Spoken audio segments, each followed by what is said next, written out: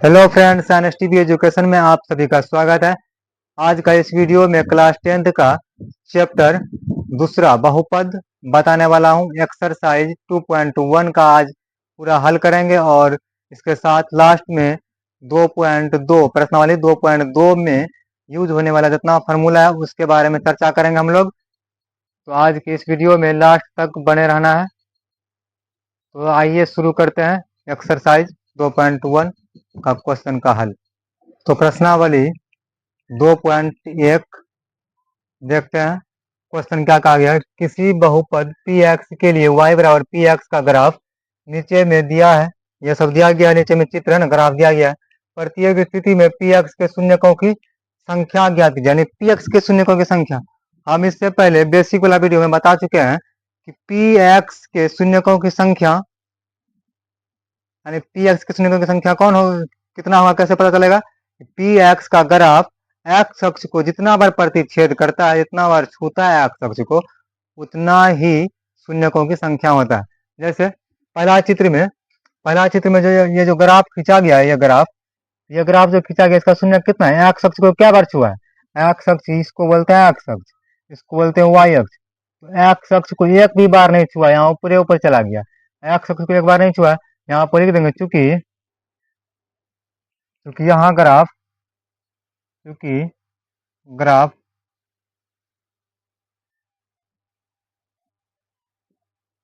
P x का graph x अक्ष, P x का जो ग्राफ है एक्स अक्ष को एक्स अक्ष को एक भी बार छूता है, एक्स अक्ष को प्रतिच्छेद प्रतिच्छेद नहीं करता है, एक्स अक्ष को प्रतिच्छेद नहीं करता है। जब एक्स अक्ष को प्रतिच्छेद नहीं करता है तो इसलिए इसमें पी एक्स का शून्य क्या निकालना था, पी एक्स के शून्यकों की संख्या। इसलिए पी एक्स के शून्यकों पी एक्स के शून्यकों की संख्या बराबर 0। क्योंकि 0 क्यों होगा आंसर, क्योंकि एक भी बार एक्स अक्ष को यह ग्राफ एक भी बार नहीं प्रतिच्छेद किया है, इसलिए पी एक्स का ग्राफ यहाँ पर एक बार प्रतिच्छेद नहीं किया, तो पी एक्स का शून्य कितना हो गया, 0 हो गया। आप दूसरा चित्र में देखते हैं, पी एक्स को यह ग्राफ इस तरह से ऐसे ऐसे करके गया है, यानी कि यहाँ पर एक्स अक्ष को एक बार यहाँ पर छुआ है, यहाँ पर प्रतिच्छेद किया है। इसमें लिखेंगे दूसरा नंबर में, क्योंकि यहाँ ग्राफ है ना, यहाँ ग्राफ एक्स अक्ष को एक एक एक बिंदु पर प्रतिच्छेद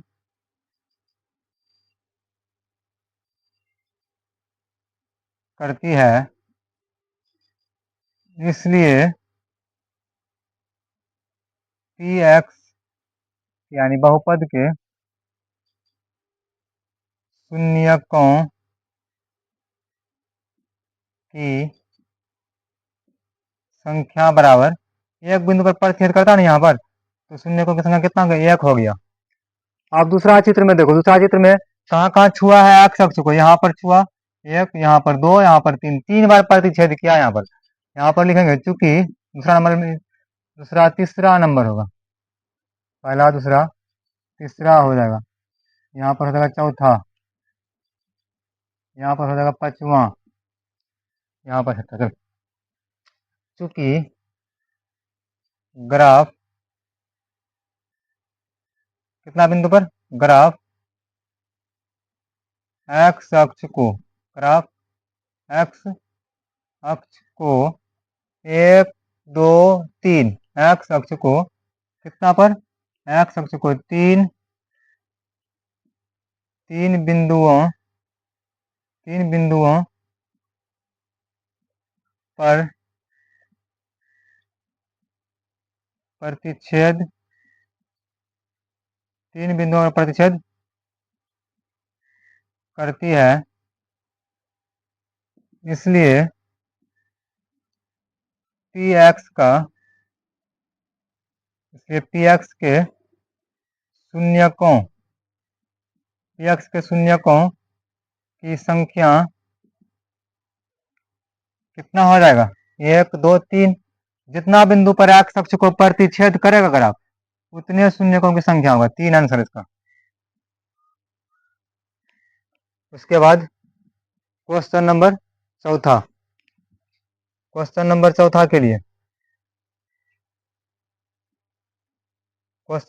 के लिए यहाँ पर लिख रहे हैं।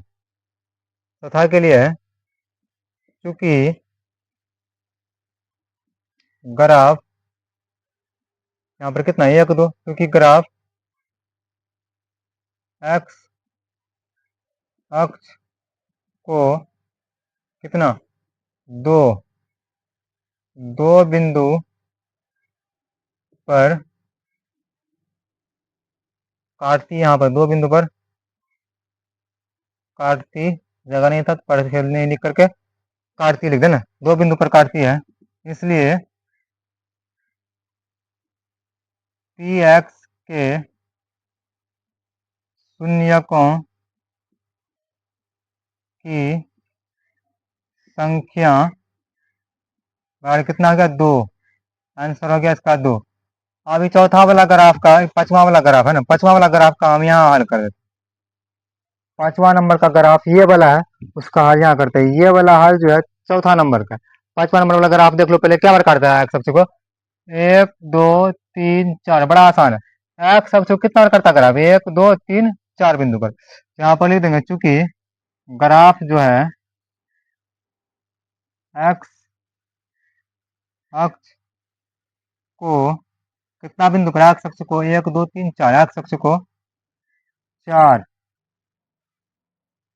4 बिंदुओं पर प्रतिच्छेद करती है, इसलिए पी एक्स के शून्यकों की संख्या बराबर 4 आंसर होगी। अब आते हैं छठा में। एक वाला का हाल यहाँ, दूसरा वाला का यहाँ, तीसरा वाला का यहाँ, चौथा वाला का यहाँ, पांचवा वाला का यहाँ हाल है। चौथा वाला चित्र को देखो, कहाँ कहाँ एक्स अक्ष को प्रतिच्छेद किया है, एक्स अक्ष को कहाँ पर प्रतिच्छेद किया है। एक बार चित्र हम बुक में देख लेते हैं, सही है कि गलत है चित्र, ठीक है। तो कहाँ कहाँ काटा प्रतिच्छेद किया, एक यहाँ हो गया एक बिंदु पर, दूसरा बिंदु पर, यहाँ तीसरा बिंदु हो गया। एक्स अक्ष को जड़ प्रतिच्छेद करेगा तो इसका उतना ही शून्यकों की संख्या रहेगा। यहाँ पर लिखेंगे, चूंकि ग्राफ एक्स अक्ष को कितना बिंदु पर प्रतिच्छेद करता है, एक यहाँ पर स्पर्श कर रहा है, एक ही बिंदु पर प्रतिच्छेद कर रहा है, लेकिन स्पर्श कितना बिंदु पर कर रहा है, 2 3 है ना, 2 1 2 यहाँ पर छू रहा है, 1 2 यहाँ पर हो गया 3, क्योंकि ग्राफ एक्स अक्ष को 3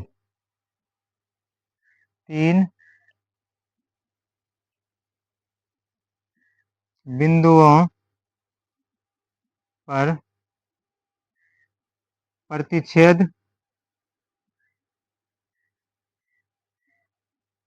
करती है, इसलिए पी एक्स के शून्यकों की संख्या बराबर 3। यानी पी एक्स के शून्यकों की संख्या, पी एक्स को शून्यक नहीं है, इसका एक बार स्क्रीनशॉट ले लो। पी एक्स के शून्यकों की संख्या पूछ रहा है, पी एक्स का शून्यक नहीं है, पी एक्स का शून्यक यहाँ से नहीं चलता पता। पी एक्स के शून्यकों की संख्या कितना होगा, एक्स अक्ष को जितना बार प्रतिच्छेद करेगा ग्राफ एक्स अक्ष को, उतना ही शून्यकों की संख्या रहेगा बहुपद में, है ना। तो बहुपद में जितना घात रहे उतना ही शून्यकों की संख्या रहता है। तो यहाँ पर एक्स अक्ष को क्या बार काटा है, जय बार काटा उतना ही शून्यक रहेगा, शून्यकों की संख्या रहेगा। ठीक, यहाँ से एक्सरसाइज 2.1 हो चुका है समाप्त। अब जो है इसी वीडियो में हम बताएंगे एक्सरसाइज 2.2 का जो बेसिक फार्मूला है, जो फार्मूला यूज होने वाला है उसको हम अभी बताते हैं, ताकि एक्सरसाइज 2.2 में सारा क्वेश्चन हल करने में कोई प्रॉब्लम नहीं, दिक्कत नहीं हो। ठीक ना, तो इसको मिलाते हैं।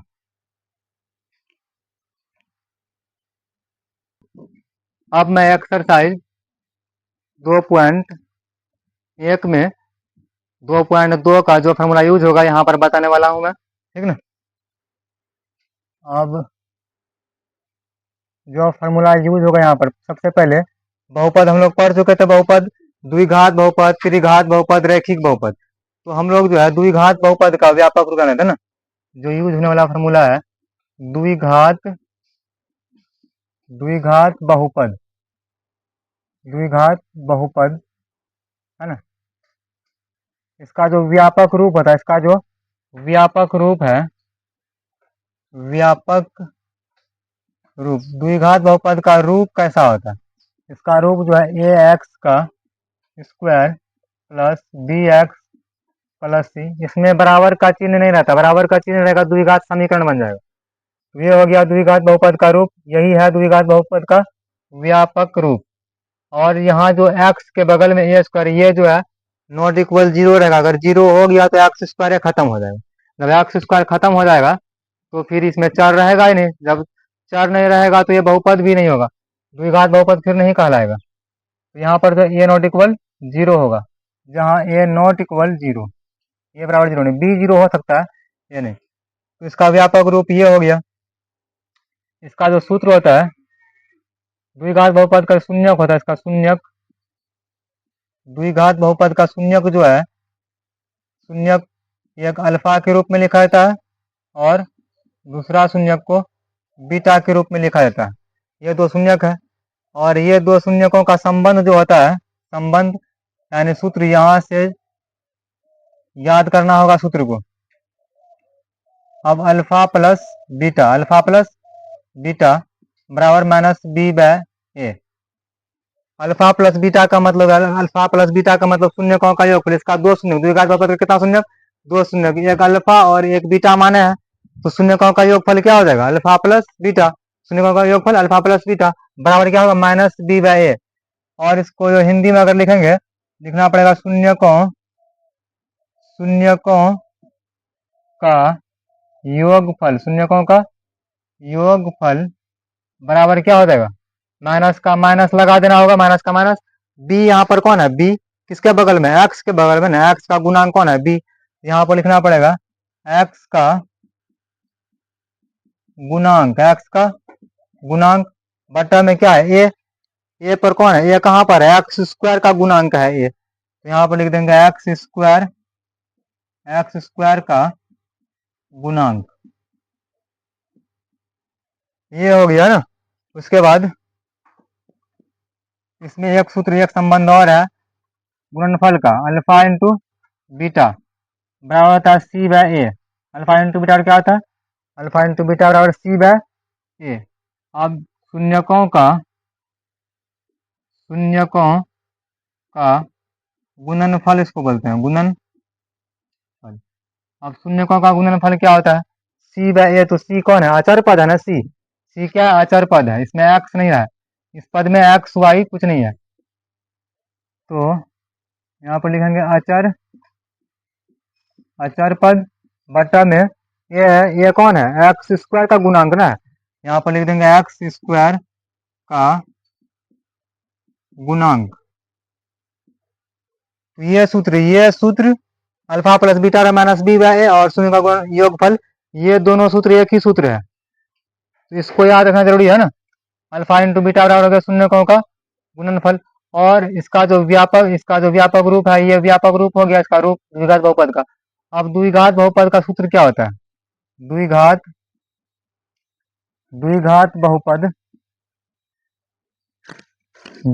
बहुपद बराबर, इसका फॉर्मूला होता है एक्स का स्क्वायर माइनस में अल्फा प्लस में beta into x plus alpha into beta. ये सूत्र है द्विघात बहुपद ज्ञात करने के लिए। द्विघात बहुपद इसी सूत्र से निकला था, अल्फा प्लस बीटा यहाँ, यानी शून्यकों का योगफल ये हो गया और शून्य का गुणनफल यहाँ पर हो गया। एक्स जो रहेगा रहेगा ना, ये द्विघात बहुपद के लिए हो गया। अब त्रिघात बहुपद के लिए बताते हैं। त्रिघात बहुपद, त्रिघात बहुपद, त्रिघात बहुपद। अब त्रिघात बहुपद का जो व्यापक व्यापक रूप क्या होता है, ए एक्स का cube plus b x plus c. त्रिघात बहुपद है तो घात, ये घात हो गया कितना, 3। अब यहाँ घात होगा 2।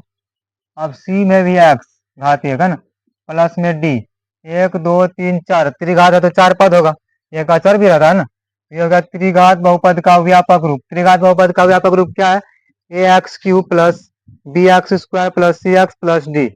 अब इसमें जो है, इसमें भी शून्यकों का संबंध क्या है, इसमें शून्य कितना होगा, 3। इसमें कितना शून्य होगा, त्रिघात बहुपद में कितना शून्य, 3। तो शून्य कौन कौन होगा, इसमें जो शून्य का रूप होगा, किसके रूप से होगा शून्य, अल्फा बीटा। 3 शून्य कौन कौन होगा, एक गामा हम लोग ले लेते हैं, क्या ले लेते हैं, गामा। एक हम लोग ले लिया गामा। अब क्या करेंगे, अब इसका सूत्र जो है, शून्यकों का योगफल यानी alpha plus beta plus gamma. Alpha plus beta plus gamma का क्या होता है formula, minus b by A. Minus b bye, यहाँ माइनस बी कौन है, यहाँ पर हिंदी में अगर पढ़ेंगे माइनस बी कौन है, तो बी कौन है, एक्स स्क्वायर का गुणांक। यहाँ पर हिंदी में क्या कहेंगे इसको, एक्स स्क्वायर का गुणांक बटा ये है तो ये कौन है, एक्स क्यूब का गुणांक। दूसरा फॉर्मूला अब हिंदी इसका नहीं लिखेंगे, ठीक। दूसरा फॉर्मूला क्या है, दूसरा फॉर्मूला है दो दो शून्यकों का ना, दो दो शून्यकों का गुणनफल का योगफल, यानी अल्फा बीटा प्लस में बीटा गामा प्लस में गामा अल्फा, गामा अल्फा।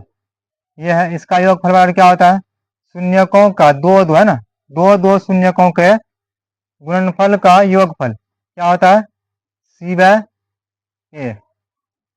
सी बाय ए, सी कौन है, सी हो गया एक्स का गुणांक, ये कौन हो गया, एक्स क्यूब का गुणांक। तीसरा फॉर्मूला इसमें क्या है, शून्यकों का गुणनफल अब आ गया, alpha into beta into gamma, ये हो गया गुणनफल। ये होता है फॉर्मूला माइनस डी बाय ए, माइनस डी बाय ए। अगर हिंदी लिखना चाहते हो तो हम बता देते हैं, माइनस बी का मतलब हो गया माइनस एक्स स्क्वायर का गुणांक, एक्स स्क्वायर का गुणांक बट्टा में ए कौन है, बट्टा में जो ए है कौन, ए है एक्स क्यूब का गुणांक। यहाँ पर लिख देंगे एक्स क्यूब का गुणांक, ये हो गया। अब सी बाय ए जो है alpha plus beta, alpha into beta, beta plus beta into gamma, plus में गामा इंटू अल्फा, क्या होता है फॉर्मूला, सी बाय ए। सी बाय ए, सी कौन है, अचर, अचर पर, सी एक्स का गुणांक है, सी क्या है, एक्स का गुणांक। सी हो गया एक्स का गुणांक बट ये कौन हो गया, ये हो गया एक्स क्यूब का गुणांक। उसके बाद यहाँ पर है माइनस डी बाय ए, डी है अचर पद, डी कौन है, अचर पद लिखेंगे, अचर,